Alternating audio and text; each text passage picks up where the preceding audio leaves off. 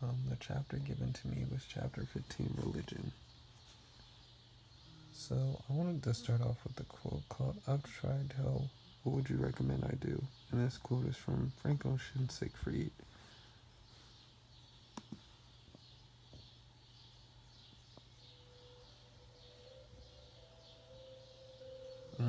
It's important to note that in this song, Frank Ocean mentions this lyric because of the feeling of not belonging to a religious sect. In this case, given the fact that he identifies as being bisexual, he feels as though there's no religion um, that allows acceptance for him.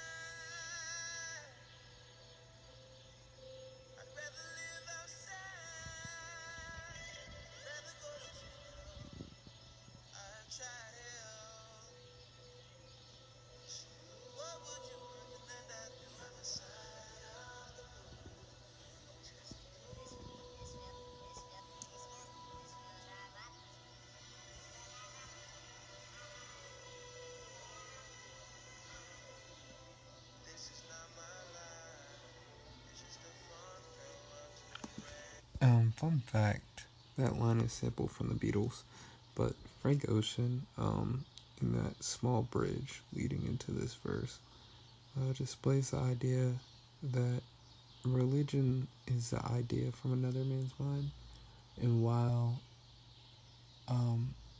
there are historical texts that point to the date of when certain religions were found, such as the Bible or the Quran or the Torah.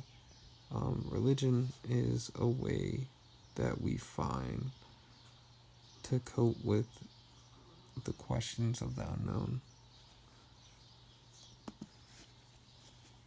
So that leads to this point. Why do sociologists study religion? Sociologists study religion because it is a social institution.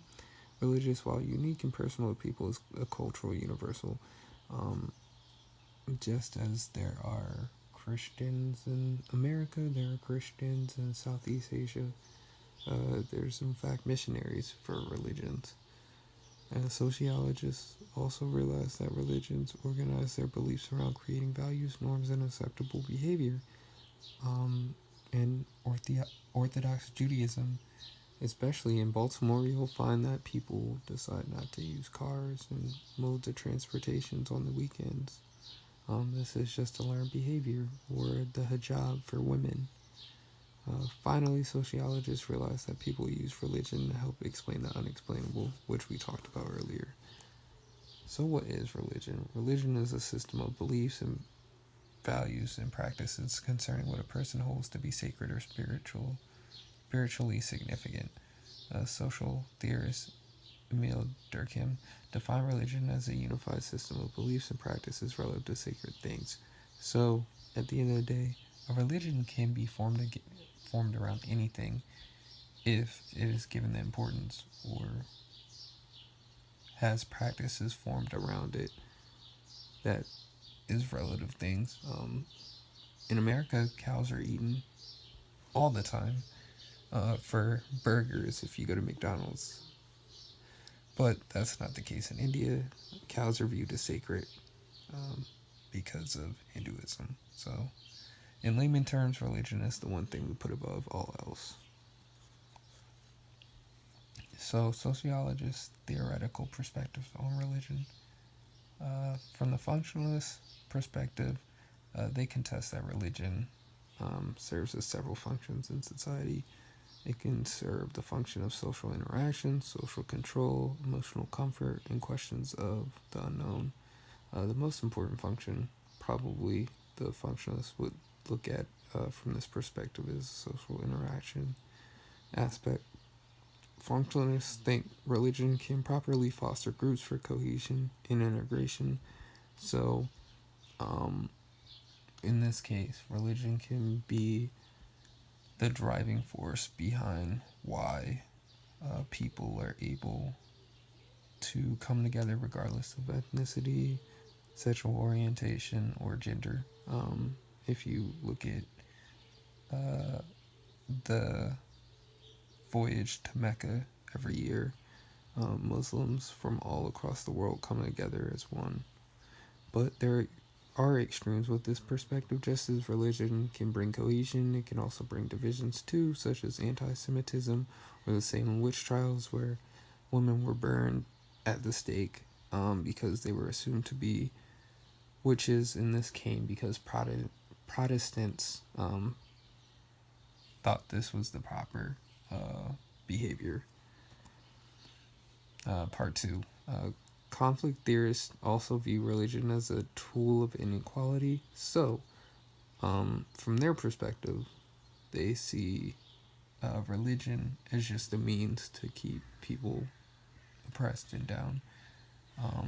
So, they think people in power use religion as a way to become oppressive and have oppressive behaviors. First thing I can think of right off the bat is India's caste system, where people of a darker hue are relegated to having not a fair say in their community, and also relegated to not having rights or having equality. I also think of human rights in Saudi Arabia, women's inability to drive, also the stoning of certain people based off of their sexual orientation. Conflict theorists are also quick to point out how those in power are able to dictate norms and practices using religious texts, which can continue to oppress the powerless. So, for instance, you go to church in West Baltimore and you see that the pastor has a brand new Mercedes, but the Christians that are going religiously, no pun intended, to church every day, they still remain poor. But the symbolic interactionists sees things a little differently. They see how religion gives meaning and importance to symbols as a means to communicate with each other. So the global meaning of the Star of David or the cross, if you make an image of the cross anywhere in the world, people have an idea or context what that means. So types of religious organizations. Religions organize themselves into their institutions and practitioners and structures in a variety of ways. Most religions transition through different organizational phases. So Christianity began as a cult, transformed into a sect, and today it's an ecclesia.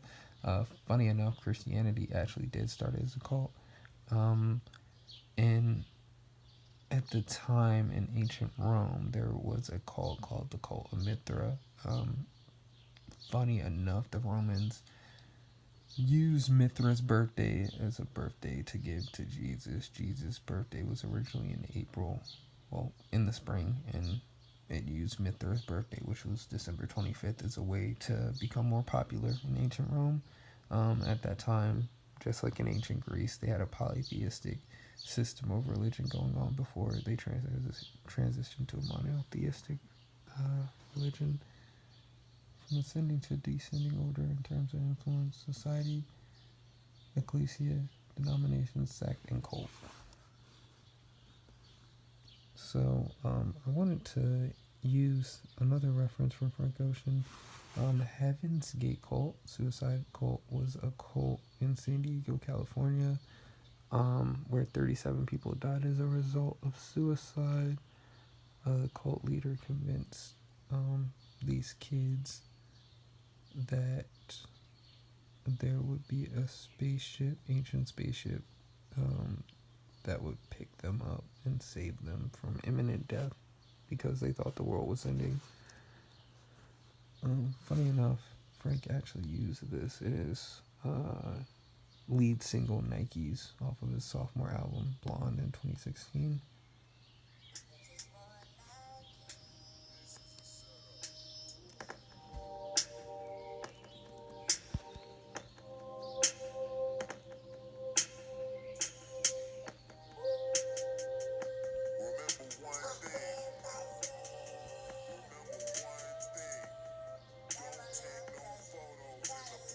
First rule of Fight Club is you do not talk about Fight Club. That's rule number one. Rule number two. Don't take no photos in the party. Second rule of Fight Club is you do not talk about Fight Club. Number one. Rule number two. Don't take no.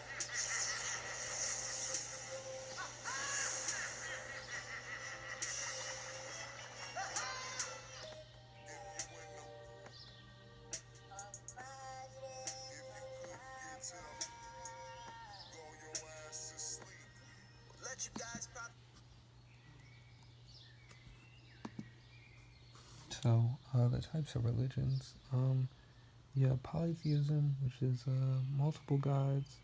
So, ancient Greeks, ancient Romans, Aztecs, Mayans believed in this. You have monotheism, a single god. So, the Abrahamic religions, Judaism, Islam, Christianity. You have atheism, where there's no belief in gods or deities at all. So, atheists or agnostics to a degree. Animism, where non-human beings, animals, plants, natural world. Typically, this religion would be the Shinto religion, which is a Japanese religion based off indigenous nature worship. And you have totemism, uh, human natural being connection. So, Native American beliefs. Types of religions, part two. This is just going more and more into detail about what was stated earlier. And here's a funny little cartoon by Calvin and Hobbes on religion.